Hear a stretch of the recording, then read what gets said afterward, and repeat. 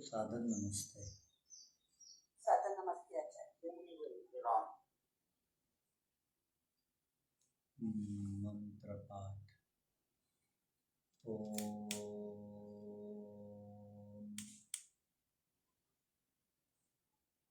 सहना भवतु सहनौ भुनक्तु सह वीर्यं करवावहै तेजस्विनावधीतमस्तु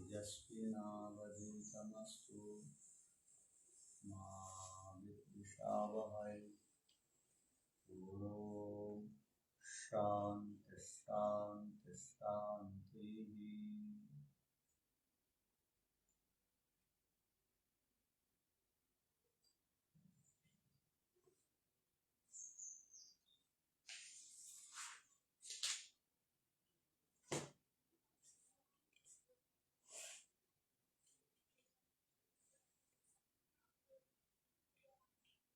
न्याय दर्शन में प्रथम अध्याय के 2 सूत्रों पर, प्रथम और द्वितीय सूत्र पर हम लोग पिछली कक्षाओं में विचार कर रहे थे।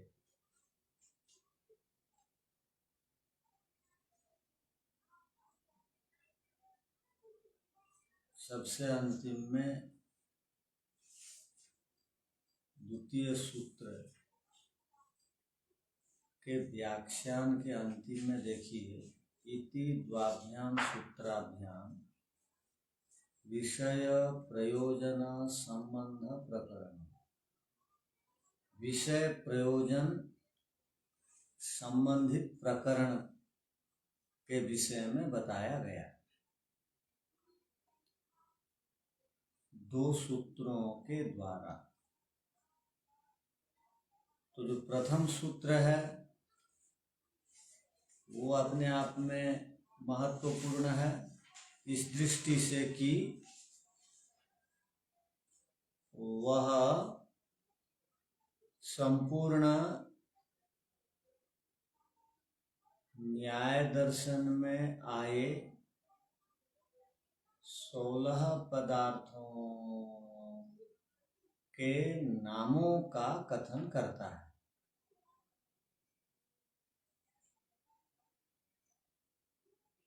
तो प्रमाण, प्रमेय, संशय, प्रयोजन, दृष्टांत, सिद्धांत, अवयव, तर्क, निर्णय, वाद, जल्प, वितंडा, हेत्वाभास, छल, जाति, निग्रह स्थानानां तत्वज्ञानात् निःश्रेयस अधिगम। ये प्रथम सूत्र है। इस सूत्र में बताया गया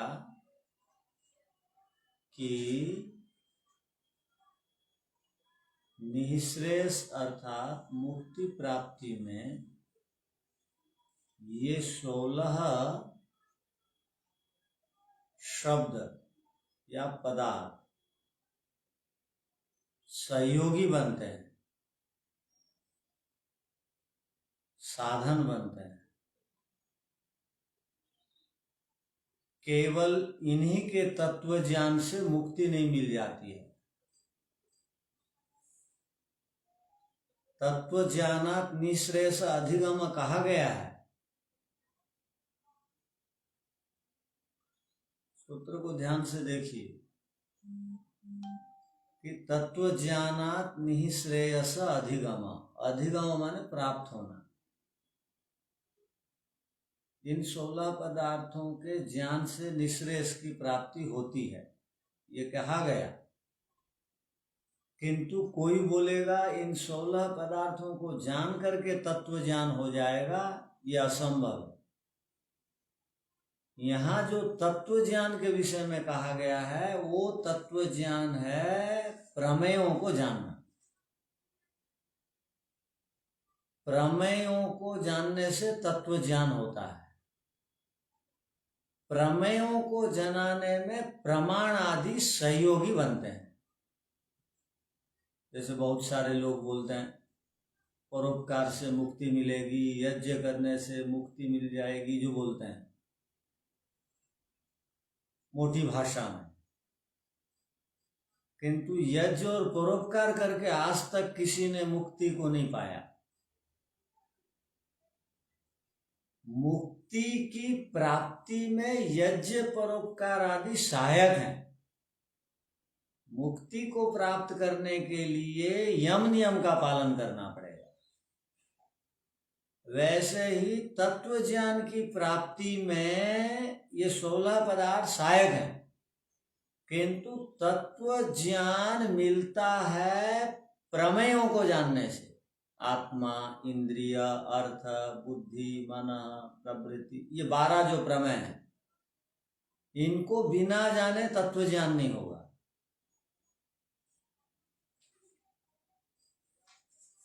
इसलिए आप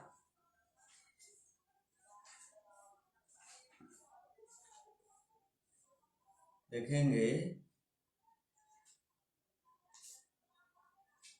कि सूत्र संख्या 9 को देखिए, 42 नंबर पृष्ठ में है। आत्मा, शरीर, इंद्रिय, अर्थ, बुद्धि, मनः, प्रवृत्ति, दोष, प्रत्यभाव, फल, दुख, अपवर्गास्तु प्रमेय। ये प्रमेय, इन प्रमेयों से, अर्थात इन प्रमेयों को, ये जानने योग्यों को ठीक ठीक जानने से तत्व ज्ञान होता है। पुनः तत्व ज्ञानात मुक्ति की प्राप्ति होती है। तो सूत्र का गलत अर्थ मत ले लीजिए, इसलिए बताए।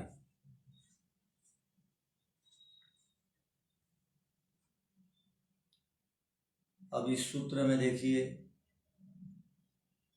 जो द्वितीय सूत्र है,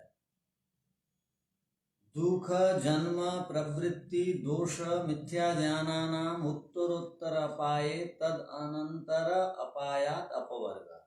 यहाँ पर भी अपवर्ग दिया और पहला सूत्र में भी निश्रेयस अधिगम दिया, और बताया गया कि जब तक तत्व ज्ञान नहीं होगा तब तक मिथ्या ज्ञान नहीं हटेगा। अब हमारे मन में यदि ये बात आती हो क्या कि जब प्रमेयों के विषय में पूरा तत्व ज्ञान हो जाएगा तब मिथ्या ज्ञान हटेगा, ऐसा नहीं।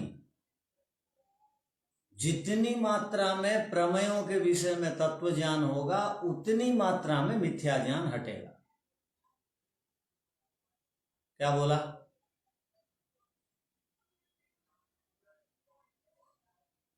जितनी मात्रा से प्रमेयों का तत्व ज्ञान होगा उतनी मात्रा से मिथ्या ज्ञान हटेगा। हाँ, आत्मा के विषय में कम तत्व ज्ञान है तो कम मिथ्या ज्ञान हटेगा। आत्मा के विषय में पूरी तरह तत्व ज्ञान है तो पूरी तरह मिथ्या ज्ञान हट जाएगा। तो कोई इस सूत्र का अर्थ ऐसा मत ले लेना कि तत्व ज्ञान को पूरे एड़ी चोटी करके प्रयत्न तो कर नहीं पाएंगे तो उसके लिए क्यों काम शुरू करेंगे। तो आप जितना सुन रहे हैं, जितना पढ़ रहे हैं, जितना ध्यान दे रहे हैं, उतना तत्व ज्ञान आपको मिल रहा है। तो उतनी मात्रा में मिथ्या ज्ञान आपके अंदर से चला जाएगा। एक साथ कोई आदमी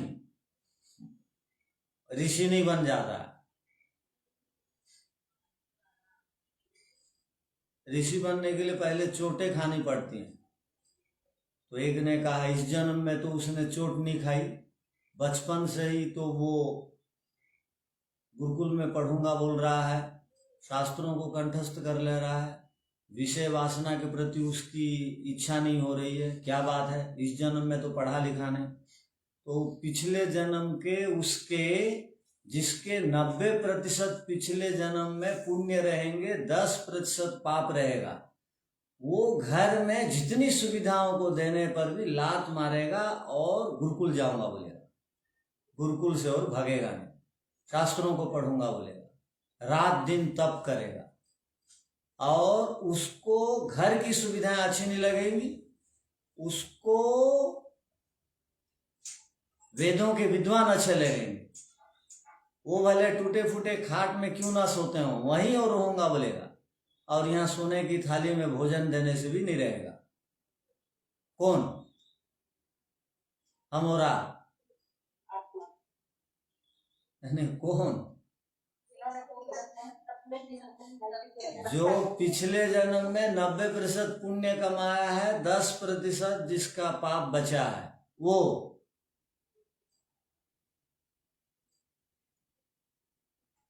और जो पिछले जन्म में 100% पुण्य कर दिया होगा, इस जन्म में सीधा मुक्ति में चला जाएगा। हाँ, ठीक है। जो भी 100% पुण्य कमाता है और जन्म ले आता है, मान लो 1-8%, आधा प्रतिशत कम रहता है, इस जन्म में वो पूरा कर देता, जीवन मुक्त हो जाता।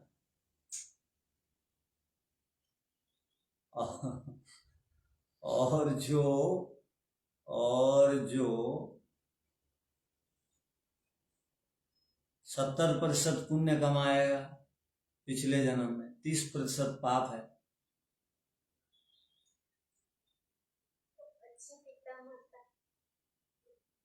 उसको जो है वो राजा के घर में पैदा होने का सौभाग्य मिलेगा, IAS IPS के घर में वो पैदा होगा, मंत्रियों के घर में पैदा होगा। कोई पैदा हुए हैं तो 70% पुण्य नहीं है, नहीं हुए हैं तो आगे पैदा होना है राजाओं के घर, तो 70% पुण्य कमाई, नहीं होना है पैदा। हाँ, तो 80% पुण्य कमाएंगे तो ब्राह्मणों के घर पैदा होंगे, जिन ब्राह्मणों के घर में वेद ध्वनि गुंजायमान होती होगी, अब वेदों को समझने वाले होंगे, बच्चे बचपन से ही वेद को कंठस्थ करने वाले होंगे, ऐसे परिवार जितने हैं वो 80% पुण्य वाले हैं। और 90% पुण्य जो कमाएगा उसके घर में पैसे की भी कमी नहीं होगी, अध्यात्म की भी कमी नहीं होगी, दोनों चीजें होंगी। वो बच्चा माला माल है, अध्यात्म में भी और आर्थिक दृष्टि से भी। कोई ऐसी स्थिति है किसी के घर में, माने आध्यात्मिक भी हो आर्थिक भी हो, तो 90% वाला है वो। तो पूरा जीवन को यदि आप तुलनात्मक अध्ययन करेंगे तो संभावना है कि बहुत कुछ सुधार होने की। यदि हम इस विषय में नहीं जानेंगे तो जैसे जीवन चल रहा है वैसे ही चलेगा। तो इसलिए आवृत्ति करते रहिए 10 पुण्य कर्मों को 10 पाप कर्मों। अब आप में से कोई बोल पाएंगे बिना देखे, आंख बंद करके, कुछ देर के लिए सूरदास बन करके 10 पुण्य कर्म 10 पाप कर्म? नहीं, आंख बंद करके। तो इसका मतलब तैयारी नहीं करते क्या?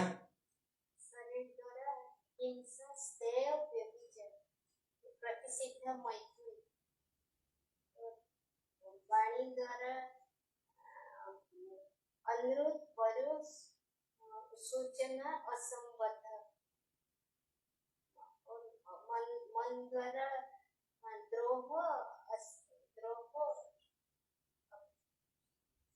पर द्रव्य अभिप्सा,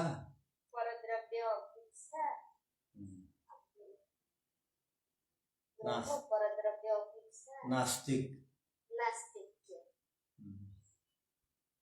ये हो गया अशुभ कर्म। वैसे ही शुभ कर्म भी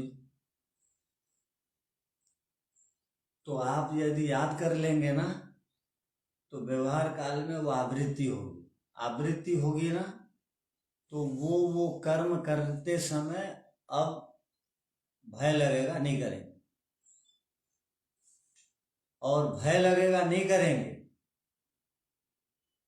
तो अगला जन्म जो है बढ़िया प्रभावशाली होगा। तो अगला जन्म के लिए अभी से तैयारी करना है, इसलिए पढ़ रहे हैं। चलिए, और भी जो बता देते हैं वो धन्यवाद के पात्र हैं।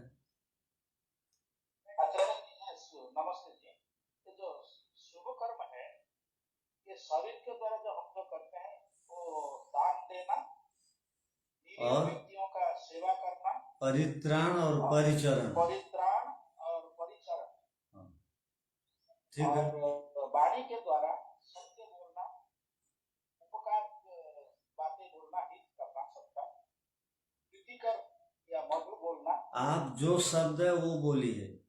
एक हो गया सत्य, एक हो गया हित, एक हो गया प्रिय, एक हो गया स्वाध्याय।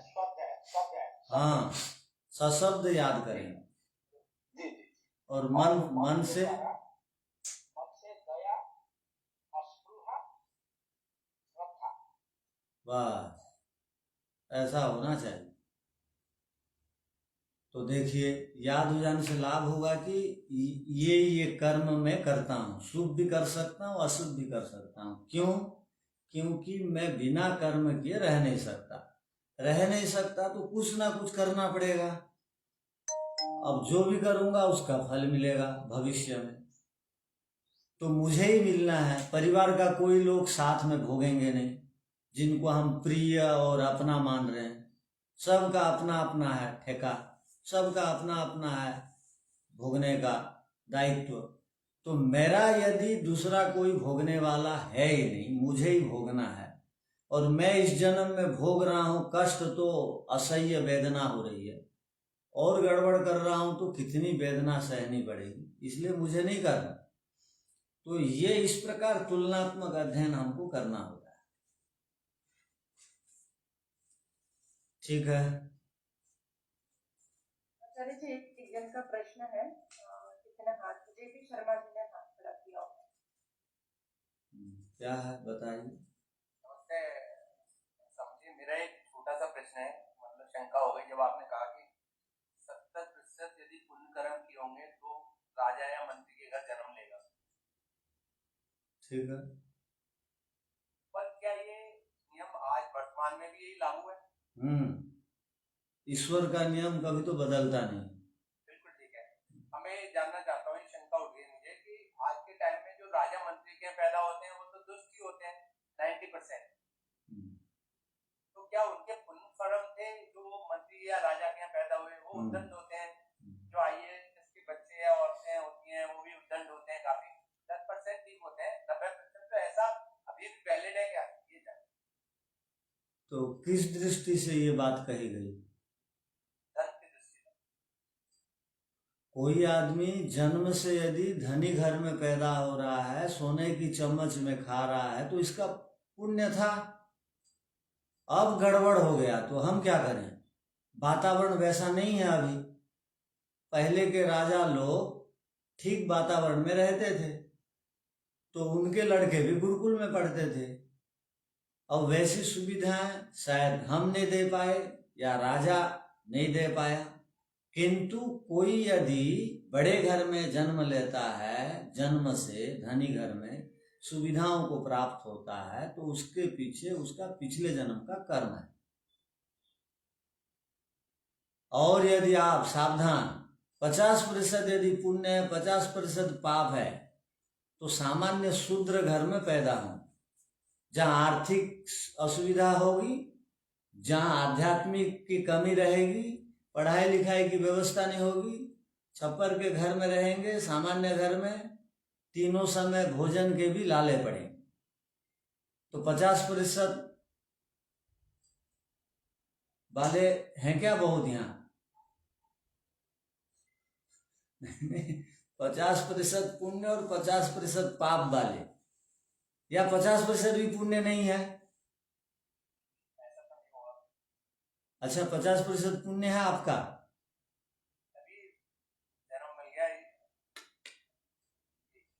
जन्म मिल गया वो छोड़िए, जन्म मिल गया मतलब पिछले जन्म का वो फल आपको मिल गया।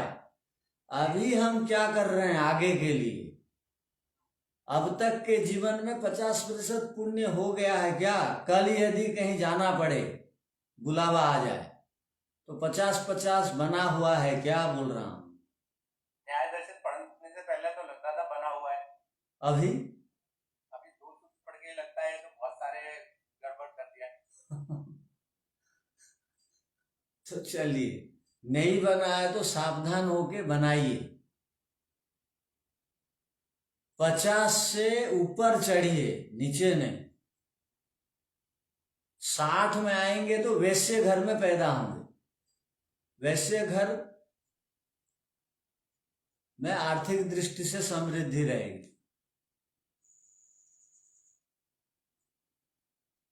और 70% में क्षत्रिय के घर में, 80% ब्राह्मण के घर में, 90% अध्यात्म और आर्थिक के घर में, 100% वाला मुक्ति में। क्या चाहिए देखिए।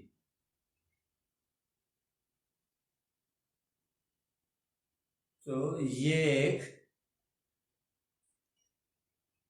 माने सुंदर व्यवस्था है कर्मफल की। इसको जो मानेगा ठीक, जो बोलेगा छोड़ो छोड़ो ये बात जो है आप लोग अपने पास रखे रहो, तो उसको बोलेंगे नास्तिक।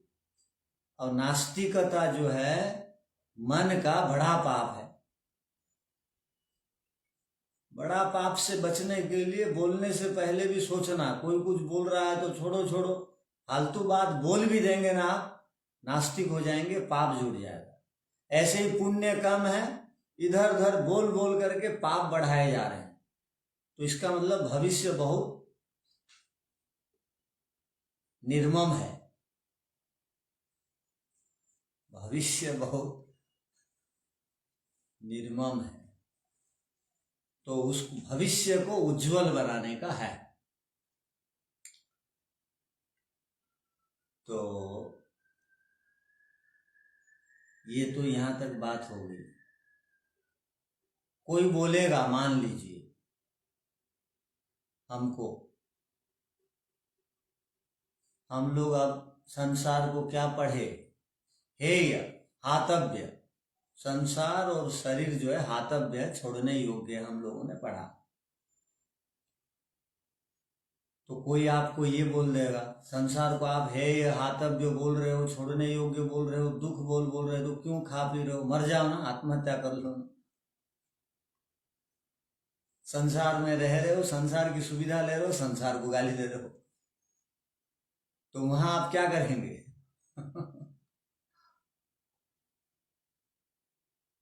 वहां आप क्या करेंगे बताइए? तो आपको वहां पर क्या करना है कि आपको बोलना है वहां पर, भाई संसार को जो लक्ष्य बनाएगा वो संसार उसके लिए हेय है। संसार को साधन बनाएगा तो संसार ही मुक्ति देता है, भोग अपवर्गार्थम दृश्य।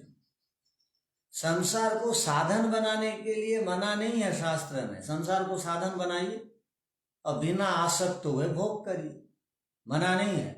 जितनी जरूरत है भोग करिए, बढ़िया बढ़िया चीज खाइए, बढ़िया बढ़िया पहनिए, बढ़िया बढ़िया ओढ़िए, बढ़िया बढ़िया लगाइए सेंट, मना नहीं है। किंतु उसके बिना चिल्लाइए मत, उसके बिना दुखी मत होइए, उसके बिना ईर्ष्या द्वेष मत बढ़ाइए। आप संसार को लक्ष्य बनाएंगे तो लक्ष्य है, संसार को साधन बनाएंगे तो संसार है नहीं है, ग्रहणीय है, ग्राह्य है। तो संसार कब ग्राह्य है? जब संसार को हाँ असाध्य बना देंगे तो जो भी साध्य बनाता है वो महादुखी होता है। इसके बिना मैं नहीं चलूंगा, उसके बिना नहीं चलूंगा, वो गड़बड़, ये अच्छा नहीं, वो अच्छा है, वो गया काम से। तो संसार को साधन बना के चलिए, शरीर को भी साधन बना के चलिए। बहुत सारे लोग बोलेंगे आप शरीर को तो घृणित बोलते हो, आप एक तरफ बोलते हो घृणा मत करो, तत्र को मोह कह शोक एकत्वम अनुपस्थित, जो सब में ईश्वर को देखता है, उसमें शोक नहीं, घृणा नहीं, मोह नहीं। आप बोल रहे हो यहाँ एक शब्द आया, ये शरीर जो है क्या है, तो कहा जुगुप्सिते, ये जुगुप से शरीर घृणा के योग्य है। क्यों कह रहे हो आप लोगों में भ्रम क्यों फैला रहे हो? कोई बोलेगा तो एक तरफ बोल रहे हो कि सबको गले लगा, वैदिक धर्म वाला बोलता है सब भाई भाई सर्वे भवन्तु सुखिनः, गले लगा बोलता है। वो ईसाइयों को भी गले लगा बोलता है, मुसलमानों को भी बोलता है, जैनों को भी बोलता है, बौद्धों को, सबको गले लगा बोलता है। इधर बोल रहा है वही शरीर घृणा है, सोने योग्य। ये क्या बात? इसका समाधान आप क्या देंगे? आपको ये देना है, शरीर को यहाँ पर जुगुप्सित क्यों कहा गया? क्योंकि मैं जीवन में जब से पैदा हुआ हूं और जब तक अभी तक हूं, तब तक प्रति क्षण इसको साफ करने पर भी इसमें बहुत सारे लेपों को लगाने के बाद भी इसमें दुर्गंध और मैल उत्पन्न होते रहता है। यदि शरीर के प्रति राग होगा तो ईश्वर के प्रति वैराग्य हो जाएगा। किसके प्रति वैराग्य हो जाएगा? हमारे शास्त्रों में कहा कि संसार के प्रति वैराग्य बनो। अब आजकल के लोग क्या है, किसके प्रति वैराग्य बन रहे हैं? छोड़ो छोड़ो, ईश्वर ईश्वर छोड़ो बोलते। तो यहाँ पर कहा ईश्वर के प्रति कहीं वैराग्य न हो जाए और शरीर सच में घृणित है, गंदा है, उसके प्रति आसक्त होकर के कहीं उसी के चक्कर में आप ना पड़े रहिए। इसलिए यहाँ पर शरीर को जुगुप्सित, घृणा के योग्य बताया। ठीक है, आप ऐसा ऐसा अर्थ निकालना। और किसी को कुछ पूछना नहीं है तो आगे बढ़ते हैं। चलिए, हर एक सूत्र से पहले भूमिका होती है। यहाँ अब तक की तो यही क्रम है। अब इस सूत्र की भूमिका देखिए जो हम आगे पढ़ने वाले हैं। बड़ा महत्वपूर्ण सूत्र आएगा। जो न्याय दर्शन प्रमाण के आधार पर चलता है, न्याय का अर्थ ही प्रमाण है। आपको कोई बोलेगा न्याय का पर्यायवाची शब्द क्या है, तो आप प्रमाण बोल सकते हैं। न्याय का पर्यायवाची शब्द क्या है, तो आप अनुमान प्रमाण बोल सकते हैं। न्याय का पर्यायवाची शब्द क्या है, तो आप बोलते हैं पदार्थों की परीक्षा करना, कि शिक्षा जहां है उसको न्याय बोलते। हर एक पदार्थ की परीक्षा करके उसको सेवन करने की आवश्यकता है। ये न्याय एक महत्वपूर्ण विद्या है, ग्रंथ है।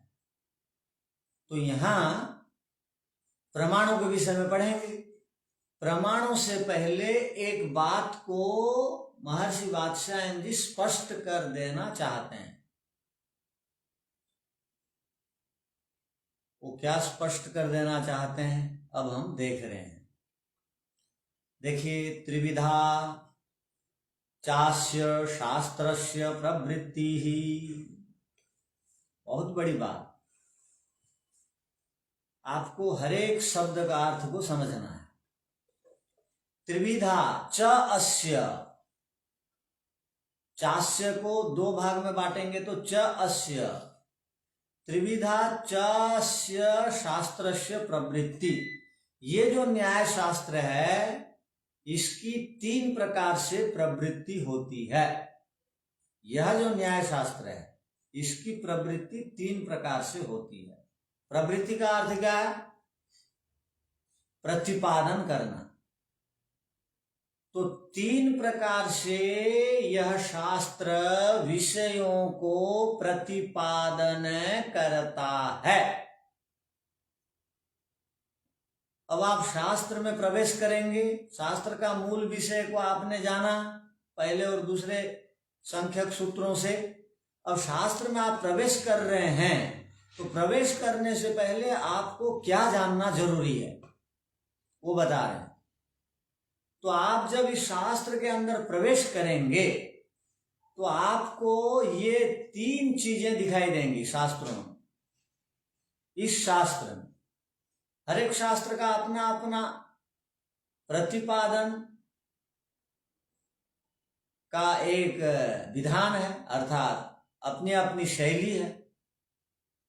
हर एक शास्त्र अपने अपने विषयों से संबंधित विचार करते हैं।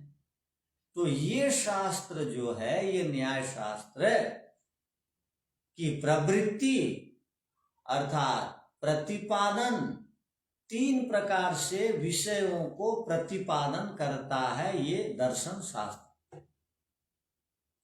ये पंक्ति का अर्थ हो गया।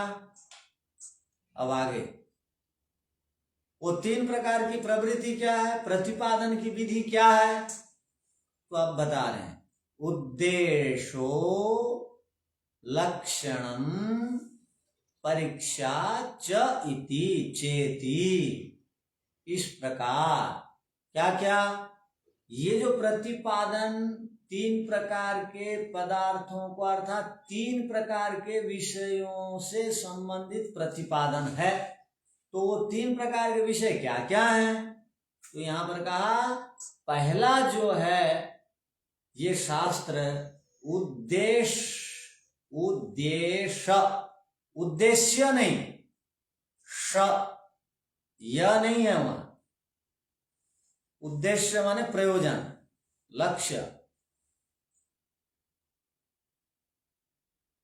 तो यहां पर उद्देश्य है, तो प्रथम शब्द हो गया उद्देश्य, दूसरा शब्द हो गया लक्षण, तीसरा शब्द हो गया परीक्षा। तो उद्देश्य का अर्थ क्या है, केवल नामों का उल्लेख करने को उद्देश्य कहा जाता है।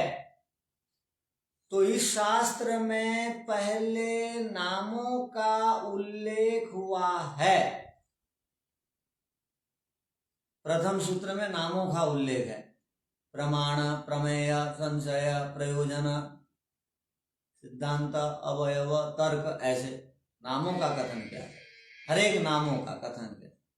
पहले सूत्र में हम लोगों ने देख लिया, 16 पदार्थों का नाम लिखा गया। तो उद्देश्य का अर्थ हो गया नामों को उल्लेखित करना, संकेत करना, ये नाम यहां पर बताए गए हैं, ऐसे संकेत कर दिया गया, ये नाम बताए गए हैं। ये नाम बताने को यहां पर उद्देश्य शब्द से पढ़ा गया है। तो पहला हो गया उद्देश्य, और दूसरा जो है उसको लक्षणम पढ़ा है। लक्षणम माने क्या, उन नामों का जो लक्षण है उसको बताएंगे, अर्थात उन नामों की परिभाषा क्या है, उन नामों को जो बताया गया उनका स्वरूप क्या है। तो पहले नामों का कथन शास्त्र में है, उसके बाद इस शास्त्र में लक्षण किया गया है कि इन नामों के विषयों में जो चर्चा आई, इन नामों की परिभाषाएं, इन नामों के स्वरूप ये हैं। तो इसको यहां लक्षण कहा गया। तो आप देखेंगे हम जैसे जैसे शास्त्र में प्रवेश करेंगे वैसे वैसे विभिन्न नामों के लक्षणों को, परिभाषाओं को, स्वरूपों को, उनके अभिप्रायों को देखेंगे। बहुत काम का है ये शास्त्र। तो पहला हो गया उद्देश्य, दूसरा हो गया लक्षणम, तीसरा हो गया परीक्षा। अब उसकी परीक्षा करेंगे। परीक्षा का अर्थ क्या है? परीक्षा का अर्थ है ये जो नाम का ये जो लक्षण बताया गया, ये लक्षण ठीक है या गलत है। पहले तो नाम बता दिए गए, उसके बाद उनका लक्षण बताया गया। अब स्वयं शास्त्रकार और भाष्यकार ये कह रहे हैं कि जो भी मैंने नामों को दिया है, उनके जो लक्षणों को मैंने कहा है, वो लक्षण खरे उतरते हैं कि नहीं, ठीक है या नहीं, या गड़बड़ है, वो काम के हैं या नहीं, उनकी परीक्षा करो, उनकी चीरफाड़ करो।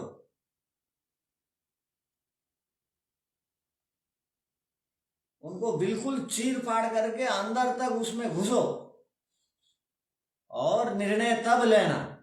हम बोल दिए हैं इसलिए वो सच है, ऐसी बात नहीं। और ऋषि की विनम्रता भी यहां झलकती है। ऋषि कह रहे हैं मैंने कह दिया तो उसको आप अंतिम मत समझ लेना। तो क्या समझना? परीक्षा करके ही विषयों को ग्रहण करना। तो परीक्षा हम जीवन में किस प्रकार करेंगे? न्याय दर्शन पढ़ने से वो बात समझ में आ जाए। पंच अवयवों से परीक्षा करना, प्रमाणों से परीक्षा करना, तब उसको स्वीकार करना, न तो नहीं। अर्थात हमने जो परिभाषाएं दी हैं वो ठीक है या नहीं है, उसमें उहापोह करना। जो गलत है उसको हटाना, जो ठीक है उसको ग्रहण करना। परीक्षा में यही होती है चीज। अब जो है आजकल कहा जाता है पानी पीने से पहले उसकी परीक्षा करो, पानी की वो ठीक है या नहीं। तो पानी यदि ठीक है तो परीक्षा के बाद उसको पियो, नहीं है तो उसको मत पियो। बड़े बड़े राजा महाराजाओं के भोजन की परीक्षा होती है, ठीक है तो खाने देते हैं, नहीं है तो नहीं देते हैं। यहां पर भी परीक्षा में वही बातें हैं। तो सब की परीक्षा करो यहां पर कहा गया है।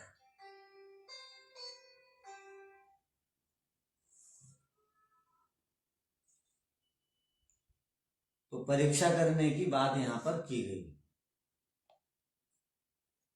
तो पहली बात हो गई कि उद्देश्य, दूसरी बात हो गई लक्षण, तीसरी बात हो गई परीक्षा। आगे देखिए, तत्र माने इस विषय में, तत्र इस विषय में, नामधेयेन पदार्थ मात्रस्य अविधानम उद्देश्यः। अब एक एक शब्द की परिभाषा बताएंगे, स्वरूप बताएंगे, उसको स्पष्ट करेंगे। अब ये महर्षि वात्स्यायन जी कर रहे हैं, महर्षि गौतम जी का नहीं है ये। अब तो यहां पर कह दिया गया कि उद्देश्य, तो उद्देश्य का अर्थ क्या है और उसको स्पष्ट कर रहे हैं। तो नाम बताते हुए पदार्थ मात्र का, जो पदार्थ है, नामधेय न माने जो पदार्थ का नाम है, उसको, उसका नाम बताते हुए अभिधानम, केवल उनके नाम को लेकर के कहना। नामधेयेन पदार्थ मात्रस्य अभिधानम उद्देश्यः, उसका नाम को बताते हुए, अर्थात पदार्थ मात्र का नाम को बताते हुए केवल नाम लेकर के पदार्थ को कहना, ये उद्देश्य है। ये उद्देश्य की परिभाषा हो गई। क्या लिखा आपने अर्थ को? ध्यान से लिखा या नहीं? केवल नाम लेकर के पदार्थ मात्र का कथन करने को उद्देश्य कहा जाता है। जैसे पहले सूत्र में नाम लेकर के पदार्थों के विषय में केवल कहा गया, केवल नामों के विषय में ही कहा गया, सारे नाम क्रमशः पढ़ दिए गए। प्रमाण, प्रमेय, संशय, प्रयोजन, दृष्टांत, सिद्धांत, केवल नाम पढ़ दिए गए।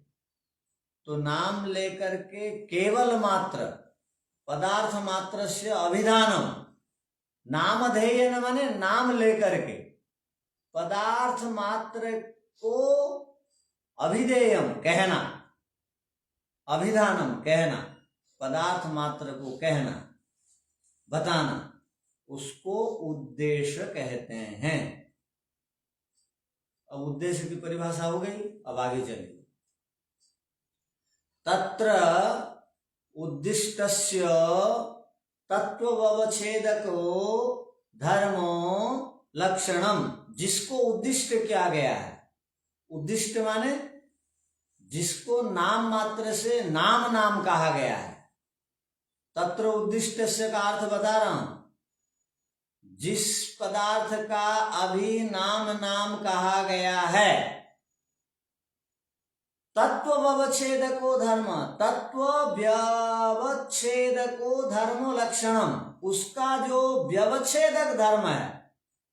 व्यवच्छेदक धर्म माने उसको औरों से अलग करने वाला जो धर्म है, विशेषता है, उसको लक्षण कहते हैं। लक्षण की परिभाषा क्या हो गई? जिनका अभी नाम बताया गया है।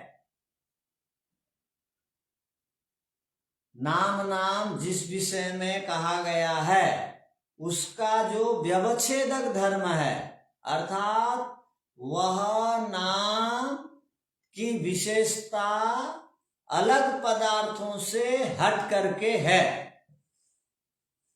जब भी हम किसी शब्द का लक्षण करते हैं तो लक्षण में उस शब्द की विशेषताओं को बताते हैं।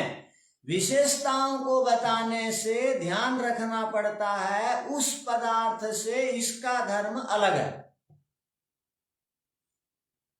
व्यवच्छेदक धर्म होना चाहिए पदार्थ में।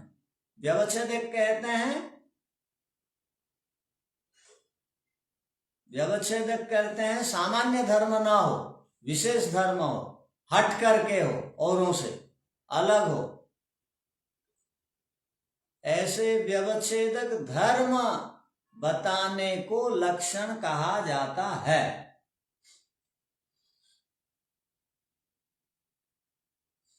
मान लीजिए आप किसी एक अतिथि विशेष को रेलवे स्टेशन या एयरपोर्ट लेने के लिए गए हैं। कभी साक्षात उनका और आपका आपस में दर्शन नहीं हुआ, प्रत्यक्ष नहीं हुआ, तो आपकी जिम्मेवारी हुई। आर्य समाज में सम्मेलन होते रहते हैं तो अतिथि सेवा के लिए जिम्मेवारी दी जाती है दूसरों को। वो स्टेशनों में लेने जाते हैं, तो स्टेशनों में लेने जाते हैं। वो विशेष व्यक्ति के लिए आयोजक बोलते हैं, आप लेने जा रहे हैं ना, वो ऐसे पहने होंगे, वो ओम झंडा लिए होंगे और वो लाल कपड़े पहनते हैं, वो लंबे नहीं हैं, वो कद में छोटे हुए हैं, ये सब बोलते हैं। तो ये विशेष धर्म हो गए, ये लक्षण हो गया। और यदि लक्षण बताते समय बोलेंगे, हाँ उनकी क्या पहचान है एक बार बताइए तो जी, लेने वाला पूछा तो इसने कहा पता नहीं आपको, उसके 2 कान हैं और 2 आंख हैं और 2 नाक के छिद्र हैं, 2 हाथ पैर तो होते हैं, और क्या, जाओ लेने जाओ। तो अब आप मुझे बताओ, ये उसके सामान्य धर्म है या विशेष धर्म है? हाँ सामान्य धर्म। ये सबके तो हाथ पैर 2-2 होते हैं। वो तो भ्रम में पड़ जाएगा, किसको लाऊं किसको गाड़ी में बैठाऊं। तो लक्षण करते समय औरों से हट करके विशेषताओं को बताने की आवश्यकता होती है। वही विशेषताओं को यदि कोई बताएगा, अर्थात दूसरों के धर्मों को, वो उस पदार्थ का यदि कोई धर्म बताता है तो वो अति व्याप्ति दोष वहां पर आ जाएगा।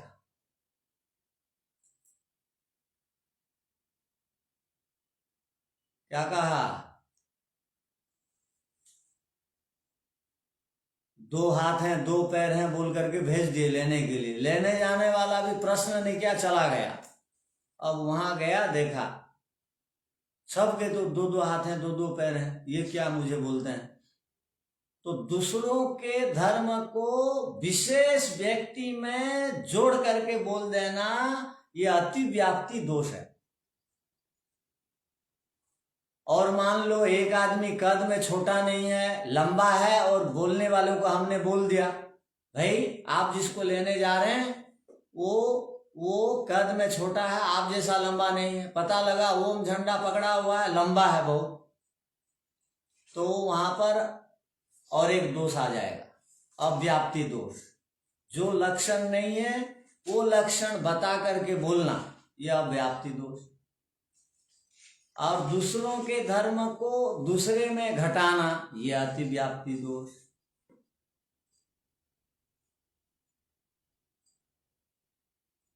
तो लक्षण के विषय में हम विचार कर रहे हैं, लक्षण किसको कहा जाता है। स्वामी जी, जो लक्षण नहीं उन लक्षणों को बताना व्याप्ति दोष है। अतिव्याप्ति बोल रहे हैं। और जो लक्षण है उनसे विपरीत बताना अव्याप्ति। नहीं, वो लंबा है, छोटा कद का है बोल करके लेने जाने के लिए भेज देना, वो अव्याप्ति है। वो जा करके देखा, झंडा तो लिया हुआ है किंतु लंबा है मेरे से भी अधिक, और कह के भेजा गया था तुम्हारे से छोटे कद का है, वो भ्रम में पड़ गया।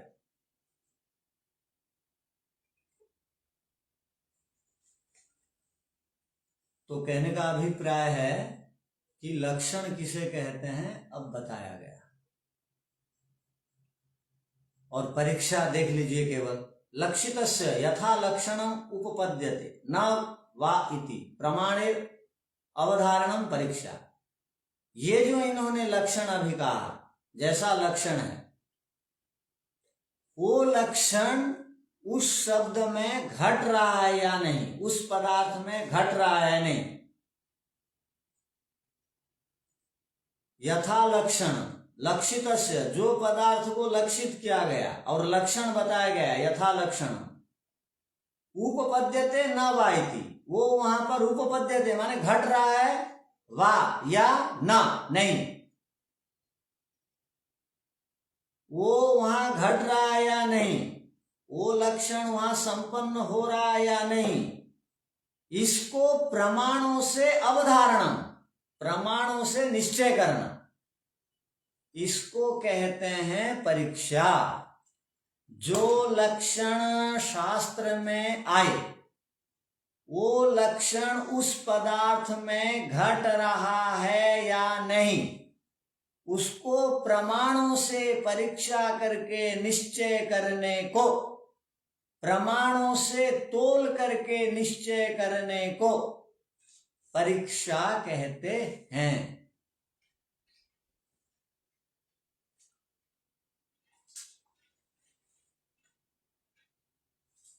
ठीक है, परीक्षा हो गई, लक्षण हो गया, उद्देश्य हो गया। अब ये तीनों को ध्यान से देखिए और दोनों सूत्रों को समझिए। अब 2-4 दिन का एक कार्यक्रम है,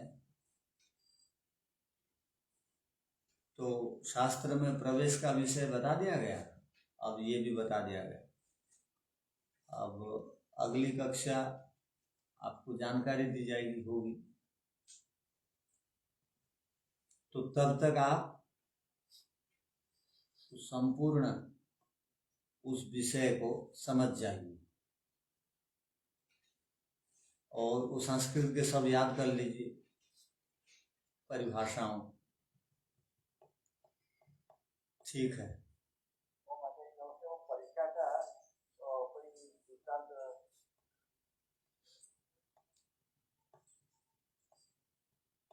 हाँ, लक्षण बताया गया कि भात खाने से या दही खाने से या मीठा खाने से पेट खराब होता है, दही खाने से नींद लगती है। दही का लक्षण पता है, मिठाई का लक्षण पता है, तो हाँ बताइए मिठाई की परिभाषा क्या। जिसको अधिक खाने से पेट खराब हो, दांत खराब हो, आंख प्रभावित हो और इंसुलिन बनने की प्रक्रिया व्यायाम आदि न करने से बंद आ जाती हो, पच नहीं पाती हो जल्दी, और उसको फिर पकाने के लिए अधिक समय लगाना होता है, उसको मिठाई कहते हैं। ये बता दे, मिठाई की एक परिभाषा हो गई। अब हम देखें परीक्षा करके, पेट तो खराब नहीं हो रहा, दांत भी खराब नहीं हो रहा है, प्रमाण से भी देखे जो जो बताया गया नहीं है वो लक्षण, तो उसको आप फेल कर दीजिए, आपका लक्षण ठीक नहीं। और परीक्षा किए, पता लगा सच में दांत भी खराब हो गया, पेट भी खराब हो गया, आलस्यता भी आ गई, तो उसको राइट कर दी। ठीक है। सही कहा। क्या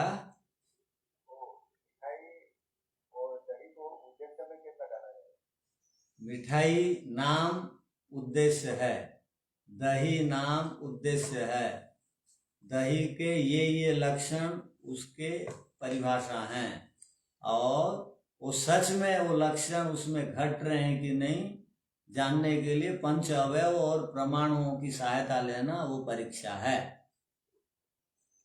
दही के विषय में बताइए। मालूम तो है। दही को व्यायाम वाले खाना चाहिए, जिसको नींद अधिक आती है न खाएं, उससे घी को निकाल करके खाएं, जिनको शरीर में दर्द आदि रहता है न खाएं। तो ये उसके लक्षण हो गए। बैठे बैठे न खाएं, खा करके सो जाएंगे चर्बी बढ़ जाएगी, क्योंकि वो बासी है। खट्टा वाला न खाएं, एसिडिटी होने की संभावना बढ़ जाएगी। तो ये दही का हो गया। चलिए, तो आज की कक्षा इन्हीं शब्दों के साथ यहीं विराम देते हैं। ओम शांति शांति शांति। सबको सादर नमस्ते।